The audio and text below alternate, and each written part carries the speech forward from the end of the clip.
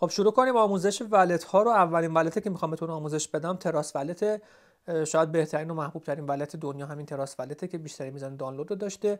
ولت بسیار خوبیه و شما همین ولت هم یاد بگیرین کافیه. ضمن اینکه اگه شما کار کردن با ولت ها رو بلد باشین، با هر ولتی میتونید کار بکنید و هیچ مشکلی نداره. صرفا میخوایم نحوه کار کردن با ولت ها رو آموزش ببینیم و به عنوان کسی که تو این بازار میخواین فعالیت بکنید، حتما با کار کردن با ولت ها رو بلد باشین. در واقع یه جزء لاینفک که حتما باید این کار کردن با ولت ها رو مسلط باشین. و همونطور که گفتیم ولت ها برای هولد و نگهداری هستن. انتظاری که ما از ولت ها داریم اینه که برای ما رمزارزهامون رو نگهداری بکنن و کاری هم که با ولت ها داریم صرفا در واقع دریافت و ارسال رمزارز. ما کار دیگه به اون صورت از ولت ها انتظار نداریم و فقط میخوایم ولت ها رو استفاده بکنیم برای هولد کردن دارایی هامون و از صرافی ها ارسال میکنیم به ولت، هولد میکنیم و زمانی که خواستیم بفروشیم از ولت دوباره ارسال میکنیم به صرافی.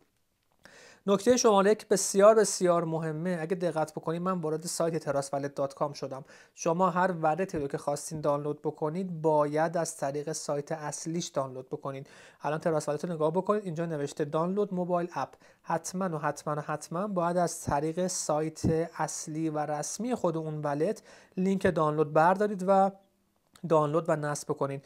پس به هیچ عنوان توی گوگل سرچ نمی کنید، توی پلی استور سرچ نمی کنید. دانلود خواستید بکنید هر ولتی رو، از داخل خود سایت اصلیش لینک دانلود رو برمی‌دارید و خیال راحت دانلود می‌کنید. خب اگه تراس ولت رو برای گوشیتون نصب بکنید، نصب میشه و حالا من وارد تراس ولت میشم. یه همچین فضایی داره. حالا اون پشتش رو اگه نگاه نکنید، من چون چند تا ولت فعال دارم، شما اولین در واقع گزینه که می‌بینید همچین گزینه‌ایه. خب که از شما میخواد یا یک ولت جدید بسازید یا یک ولت قبلی رو که داشتین و دوباره اینجا بهش دسترسی داشته باشین، که اگه خاطرتون باشه گفتم که با اون در واقع پرایوت کی یا اون کلمات بازیابی که هر ولتی داره، شما میتونید در واقع به دارایی هاتون حتی از چند تا ولت مختلف هم دسترسی داشته باشید. حتی میتونید کلمات بازیابی یک ولت رو داخل ولت دیگه هم بزنید و کار میکنه، هیچ مسئله‌ای نداره. پس گزینه اول اینجاست که شما یا یک ولت جدید میسازید که ما الان میخوایم بسازیم، یا ولتی از قبل دارید میخواین دوباره اینجا بازش کنید. خب من گزینه اول رو میزنم، create new wallet، و اینجا ببینید دو تا گزینه داره. شما همون گزینه اول رو بزنید با سیکرت فریز یا همون کلمات کلیدی. من همین رو میزنم و اینجا ببینید از من اولین چیزی که میخواد که اون کلمات کلیدی رو بکاپ بگیرم. در واقع تمام دار و ندار شما تو این کلمات کلیدیه. تا زمانی که گوشی شما در دسترس شماست و ولتتون باز میشه اوکیه، ولی یه زمانی گوشی شما فرمت بشه، گم بشه، خدای نکرده بدزدنش، اگه این کلمات بکاپ رو نداشته باشین با پولتون برای همیشه خداحافظی بکنید. این الان میخواد یه سری کلمات بکاپ به من بده و از من میخواد که ازشون نسخه پشتیبان تهیه کنم و داشته باشم. من همون گزینه اول بکاپ منیولی رو میزنم و این تیک ها رو روش میزنم، کانتینیو میزنم. اینو ببینید همین الان یک ولت جدید صفر خالی برای من ایجاد کرد و این کلمات بازیابی ولت منه. خب این کلمات رو حالا من باید یا اینجا کپی کنم یا از روش عکس بگیرم، ولی خب میتونم کپی رو کلیپ بورد بزنم ازش کپی بگیره و این رو در واقع یک جای امن و سیف نگهداری میکنم. بهتره که اصلا نسخه فیزیکی باشه، یعنی روی کاغذ بنویسم، یکی دو نسخه ازش کپی داشته باشم توی مثلا گاف صندوق خونه، گاف صندوق محل کار، حالا یه جای سیفی که دست کسی بهش نرسه نگهداری بکنم. چون اگه من داخل ولتم پول داشته باشم، پول سنگین داشته باشم، هر کسی این کلمات بازیابی رو داشته باشه، عرض کردم میتونه همین کلمات رو توی ولت خودش بزنه، مثلا اون گزینه در واقع صفحه اول که دیدیم، و عیناً ولت منو بازیابی کنه و خالی بکنه. پس در واقع اینها همون تبدیل شده پرایوت کی یا کلید خصوصی هستن. الان کلید خصوصی ساخته شده، اونو در واقع تبدیل کرده به این 12 تا کلمه رندوم انگلیسی و اینها میشه کلمات بازیابی ولت من، که اگه ولتم یه زمانی گم شد من با اینها بتونم پولمو برگردونم و از طرفی اگه دست کسی بیفته میتونه ولت منو خالی بکنه. خب پس من کلمات کلیدیمو الان فرض اینه که روی کاغذ این 12 تاشون نوشتم و گزینه کانتینیو میزنم. برای اینکه مطمئن بشه من نوشتم ازم امتحان میگیره، خب در واقع آزمون میگیره که نوشتم یا نه. کلمه دوم رو میخواد، مثلا برای من گیفته، کلمه سومم فکر میکنم دریفت بود، کلمه چهارمم برایت بود و کلمه ششمم موبایل بود. اگه درست باشه میره مرحله بعد وگرنه نمیذاره.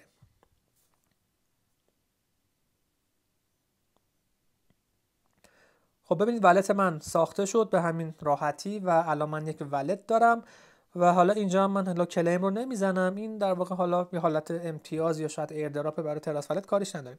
این ولت منه. من چون قبل از این 8 تا ولت دیگه داشتم، این ولت شد ولت شماره 9 که میتونم حالا اسمش رو عوض بکنم و هر اسمی خواستم بذارم. این در واقع ولت تراس ولت منه و همونطور که می‌بینید سری ارزها رو به صورت پیش‌فرض داره و می‌خوایم بریم در واقع با گزینه‌های این ولت آشنا بشیم.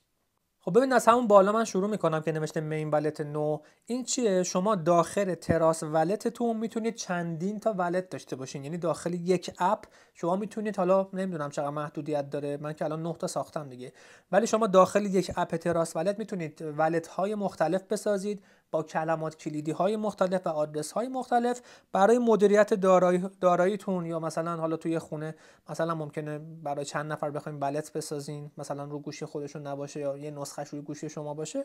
کلا داخل ولت میتونید ولت های مختلف بسازین با کلمات کلیدی های مختلف و آدرس های مختلف و بین اینها میتونید سوئیچ بکنید. الان من رو ولت 2 بزنم ولت 2 باز میشه، 5 رو باز کنم 5 باز میشه. پس این برای اینه. ضمن اینکه رینیمش هم میتونید بکنید دیگه. شما مثلا من مین ولت 2 رو بزنم اینجا، ببینید میتونم اسمش رو عوض کنم، هر چی خواستم بذارم که بدونم کدوم ولته. اینجا هم که حالا موجودی رو هاید یا در واقع نشون میده. میایم قسمت پایین و این ارزها رو میبینیم. پیش‌ورز خود یه سری ارزها رو داره. من روی بیت کوین میزنم، ببینید الان بیت کوین باز شده و اینجا الان ولت بیت کوین منه. خب حالا یه سری بالا پیامم داده، حالا کاری به کارش نداریم. این ولت بیت کوین منه. من میخوام کاری که بکنم با این ولت بیت کوین ارسال کنم و دریافت کنم. هیچ کار دیگه ای من ندارم. پس خیلی ساده، برای دریافت بیت کوین چیکار میکنم؟ این گزینه فلش رو به پایین یا ریسیو رو میزنم. اگه نگاه بکنید این آدرس بیت کوین منه. این آدرسی که داره با BC1 شروع میشه آدرس بیت کوین منه.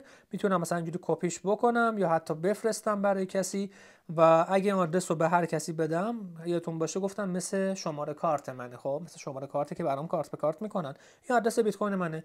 اینو میتونم به هر کی بدم برام بیت کوین بریزه. موقعی که از صرافی میخوام برداشت بکنم این آدرس رو میدم که بیت کوین به این واریز بشه و برعکسش اگه برگردم فلش رو به بالا سند یا ارساله. اینو که بزنم این حالا از من میپرسه، گزینه اول میگه به کدوم آدرس شما میخوای بفرستی. من آدرس خودم رو کپی کرده بودم، پیست میزنم که ببینید. خب و میپرسه حالا که به این آدرس میخوای شما بفرستی چه مقداری میخوای بفرستی. من ولتم خالیه، صفر، هیچ بیت کوینی ندارم.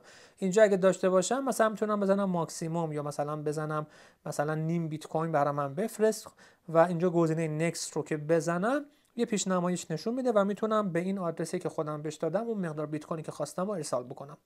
بچه ما به بقیه گزینه‌هاش هم کاری نداریم. این بای و سل برای خرید و فروش بیت کوینه که اصلا برای ما کار نمیکنه، اصلا نمیتونیم. سواب هم حالا من بعدا میخواستم بگم، اشکال نداره همینجا هم میگم. این گزینه سواب اینجا این پایینم اگه نگاه بکنید، این دومی از پایینم گزینه سواب هست. حالا تو بیت کوین هم هست.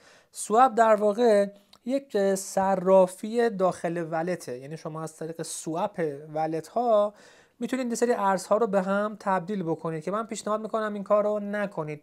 اولا همه شبکه‌ای رو نداره، همه رمزارزی رو نداره و کارمزدهاش هم نسبت به صرافی ها بالاست. یعنی من واقعا پیشنهاد میکنم شما از ولت هاتون در واقع سواب نکنید. تا لیست شبکه ها رو داره. ممکنه شبکه به شبکه مثلا BNB اسمارت چین به همون BNB اسمارت چین BNB رو مثلا بخواید، حالا میگم همه ارزی هم واقعا نداره، مثلا بخواید ارز شیبا بکنید ممکنه تو این شبکه اوکی باشه کارمزدش، ولی در کل همه ارزی رو نداره، همه شبکه‌ای رو نداره، کارمزدش هم بالاست و به صرفه نیست. بریم تو اتریوم هم بهتون نشون بدم. اتریوم موقعی که میخوام دریافت بکنم گزینه ریسیو رو میزنم، اینجا نوشته اتریوم آدرس منه که با 0x شروع میشه، کپیش میکنم یا شیر رو میزنم میفرستم. اگه هم بخوام اتریوم ارسال بکنم برای شخصی، برای صرافی، اینجا گزینه پیست رو میزنم، از اونجا کپی میکنم، مقدارم میزنم مثلا 2 اتریوم، نکست رو میزنم و ارسال میشه. خب پس ما با همینجا با عملکرد اصلی ولت ها آشنا شدیم که ارسال و دریافت به چه صورته و گزینه ارسال رو گفتم، دریافتم گفتم چه جوریه. یه چند تا نکته دیگه بگم خدمتتون. اگه این لیست ارزها رو نگاه بکنید، مثلا نوشته BTC که علامت اختصاری بیت کوین، جلوش نوشته بیت کوین. اونه که خاکستری توی کادر نوشته شبکه اون رمز ارزه، یعنی نوشته بیت کوین روی شبکه بیت کوین. دومی نوشته اتریوم رو شبکه اتریوم، یا مثلا نوشته BNB روی BNB اسمارت چین. پس خود این ارزها که مشخصن، اون کادر جلو شبکه اون ارزه، یعنی اون ارز روی کدوم شبکه قرار داره. الان شیبا رو ببینید، مثلا پایین نوشته شیبا رو شبکه بایننس اسمارت چین. شیبا کوین نیست، توکنه. خب و اینی که اینجا هست اگه من روش بزنم توکن شیباست روی شبکه بایننس اسمارت چین. اون بالا رو اگه نگاه بکنید نوشته بب 20 یا بی ام بی اسمارت چین. استاندارد شبکه بایننس اسمارت چین اسمش بب 20 یا بب 20. خب حالا کاری که ما می‌خوایم بکنیم، می‌خوایم به این لیست ارزهامون ارزهایی که نیست رو اضافه بکنیم.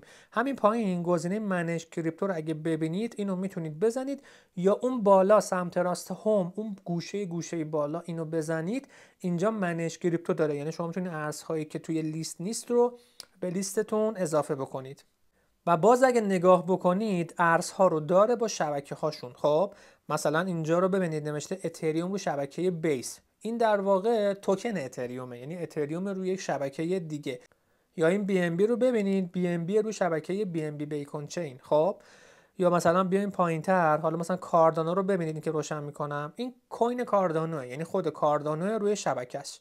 یا مثلا اتم رو ببینید روشن میکنم، اتم رو شبکه خودش. خب اینا کوینن بچه‌ها، اون بالا رو نگاه بکنید نوشته کوین. خب یعنی کوین اتم رو شبکه خودش. خب یا مثلا من یکی دیگه براتون بیارم، آلگو رو ببینید، من اینجا رو روشن میکنم، آلگو رو ببینید، اون بالا اصلا خودش نوشته کوین. این کوینه، یعنی در واقع رو شبکه خودشه.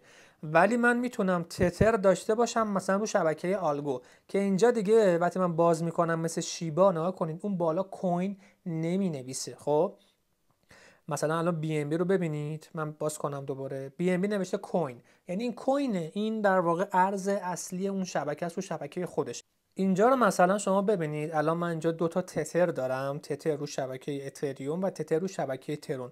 اینو ببینید من باز میکنم دیگه اون بالا کوین نمی نویسه، این نوشته تتر در نوشته ERC20. ERC20 استاندارد شبکه اتریوم دیگه، این میگه تتر رو شبکه اتریومه، پس این توکنه. خب یا تتر روی شبکه ترون رو ببینید، بالا دیگه نمی‌نویسه کوین. خب مثلا کلا تتر اصلا توکنه، کوین نیست. ولی زمانی ندونستید اون بالا اگه نوشته باشه کوین، در واقع شبکه اصلی خودشه. اگه ننوشته باشه کوین و استاندارد اون شبکه یا اسم شبکه رو نوشته باشه مثل الان که نوشته TRC20 یا ترون، در واقع این توکنه. این الان USDT یا در واقع توکن تتر روی شبکه ترونه. به چه درد میخوره؟ به خیلی درد میخوره، به خاطر اینکه شما زمانی که میخواین از جایی ارسال بکنید به این ولتتون، به خصوص از صرافی اگه میخواین ارسال بکنید حالا از ولت دیگه، باید بدونید رو کدوم شبکه شما دارید ارسال میکنید. من الان تتر رو بیام برای شما سرچ بکنم، USDT. اینجا رو ببینید ما چند تا تتر داریم، من فقط دوتای اول رو روشن کردم، تتر اتریوم، ترون، سولانا. میبینید رمز در واقع شبکه‌های مختلف، اپتوس، بی ام بی اسمارت چین. شما زمانی که تتر میخواین به والتتون بزنید، مثلا صرافی ایرانی، خب اونجا شما تو صرافی ایرانی انتخاب میکنید رو کدوم شبکه باید برداشت بکنید، رو چه حسابی انتخاب میکنید رو کدوم شبکه، رو این حساب که اینجا شما رو کدوم شبکه میخواین دریافت کنید. اگه من تتر رو شبکه ترون میخوام دریافت بکنم و رسیو رو میزنم، اصلا یه آدرس داره آدرسش با تی بی شروع میشه، ولی من بیام تتر رو شبکه اتریوم بزنم رسیو بزنم، آدرسش اصلا با 0x شروع میشه، یعنی کلا اینا با هم متفاوته. پس نکته دومی که خیلی خیلی مهمه، زمانی که شما در واقع دارین توکن اضافه میکنید به ولتتون، اون شبکه‌ای که این توکن روش هست به شدت مهمه رو کدوم شبکه شما میخواین کارو بکنید. چرا؟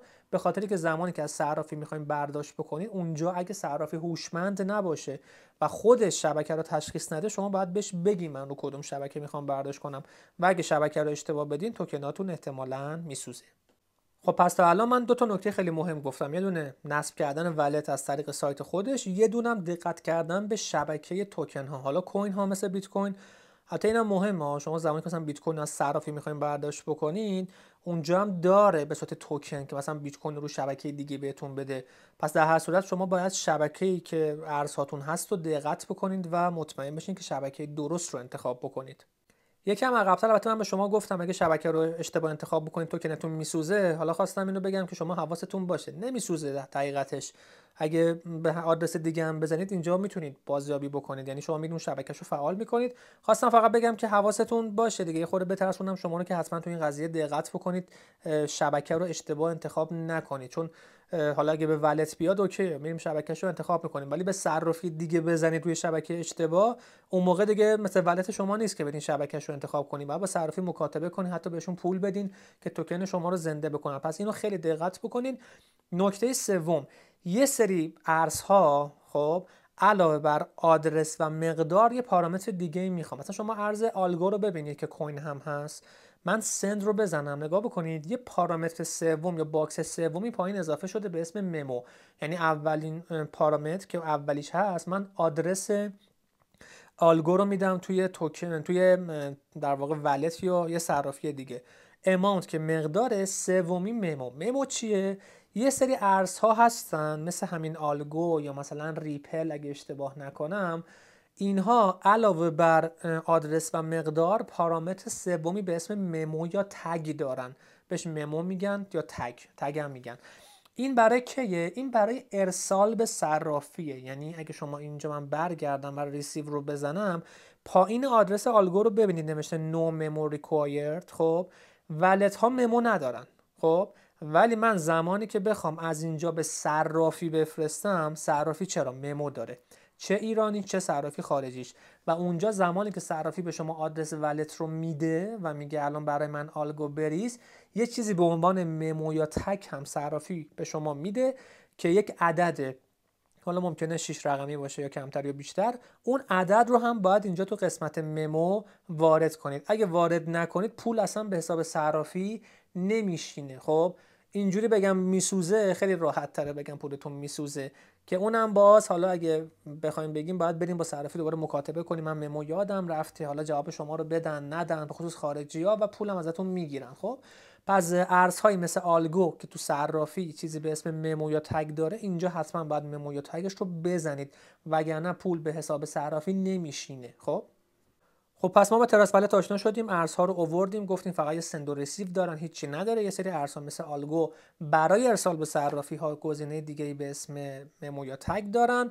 قسمت مدیریت کریپتو هم همینه که بتونیم ارزها رو در واقع اضافه و کم بکنیم.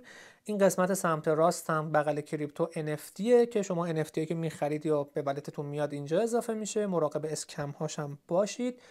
دیگه حقیقتش چیز خاصی اینجا نداره، بالای سند و ریسیو که گفتم، هیستوری که میشه حالا هیستوری در واقع تراکنش‌های شما که ولت حالا صفر، هیچی توش نداره. ولت ساختن هم بهتون گفتم. این پایین قسمت سوپه که توضیح دادم دیگه، شما میتونید حالا مثلا بین شبکه‌های مختلف، مثلا بیاید تو شبکه مثلا آربیتروم مثلا بیاید، مثال میگم حالا داره ارزها رو میاره کاری نداریم. خب این هات توکنز، شما قسمت سوپ رو اگه بزنید، مثلا میگی من رو شبکه آربیترومش کو رد کردم، آره رو شبکه آربیتروم مثلا میگه آقا من اتریوم دارم، این ممکنه بین شبکه‌ای هم انجام بده، مثلا شما بگی به من BNB بده، خب حالا ندارم اینجا بزنم ببینم این انجام میده، یه واحد انجام میده. خب ولی نگاه کنید $18 داره میگیره، خب یعنی فقط $18 بابت این سوپش داره میگیره. خب در اصل که شما اگه اتریومتون رو همین شبکه آربیتروم با کارمزد چند سنت ببرید تو صرافی، اونجا BNB بخرید برداشت بکنید، کل این قضیه با $1 جمع میشه. خب برای همین میگم از سوپ این ترجیحاً اصلا استفاده نکنید، یا خیلی ارزها رو نداره یا کارمزد به شدت بالایی داره. خب بریم قسمت بعدی، قسمت ارنه. بچه‌ها قسمت ارن همون قسمت استیکینگه که توی روش‌های درآمدی من عرض کردم خدمتتون، گفتم یه سری پلتفرم‌ها هستن مثل ولت ها که استیکینگ میکنن. اینجا به شما گفته یه سری ارزهای محدود داره، همینا که میبینید، و اینا رو شما میتونید استیک بکنید. عدد جلوش هم که نوشته سود سالانه است، انیوال پریره. خب یعنی سود سالانه است. میبینید 1% داره، 21% داره، 15. خب اینا سود سالانه است.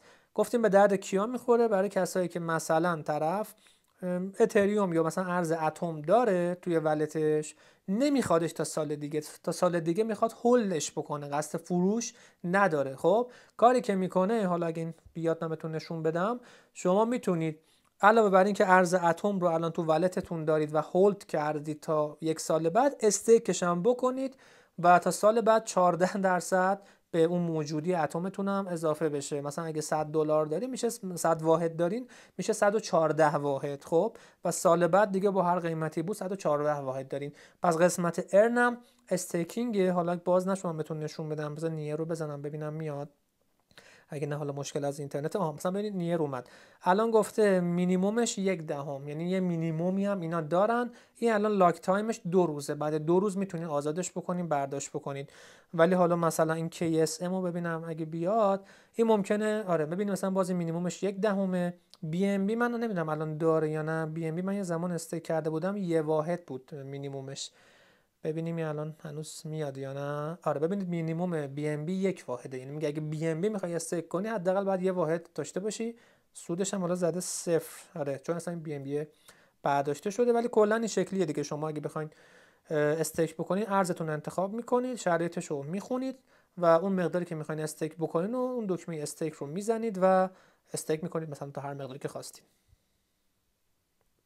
قسمت بعدی اسمش دیسکاوره. دیسکاور بچه مثل مرورگره. خب اون بالا میتونید آدرس سرچ بکنید، مثلا وب گردی بکنید، مثل مرورگر داخل ولته که کاربردش اینه که شما بخواید با اینترنت حالا به هر صورت هر تعاملی داشته باشین قسمت دیسکاور انجام میشه و بهترین و واقعا مهمترین کاربردش هم وصل شدن به صرافی غیر متمرکزه که حالا خود بحثش جداست.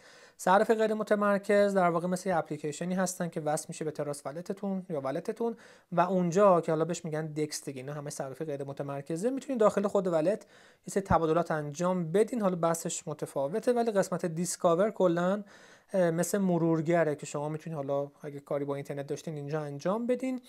و این بالا هم اگه نگاه بکنید حالا یه دونه حالت کوست در واقع تراس ولته که انگار امتیاز میده. حالا شاید ایردراپ چیزی هم بده نمیدونم. اونجا اونم بزنید میتونید هر روز چکین بکنید و امتیاز بگیرید که دیگه من بخشای اصلی تراس ولت رو تا فکر کنم تا الان بهتون گفتم. بریم قسمت آخر تنظیماتش هم نگاه بکنیم. اون که حالا قسمت اول والت ها همین والت که من دارم که بهتون نشون دادم. پرایس آلرت مثلا میگه اگه تغییرات مثلا زیاد ناگهانی قیمت بود به من خبر بده. اینو میزنین بعد حالا میگه برای کدوم ارز میخوای. خب 3 تا احتمالاً بیشتر نداره. میگه آقا بیت کوین اگه قیمتش خیلی بالا پایین رفت، اتریوم و BNB به من خبر بده. خیلی چیز جالبی هم نیست، من خودم خاموشش میکنم.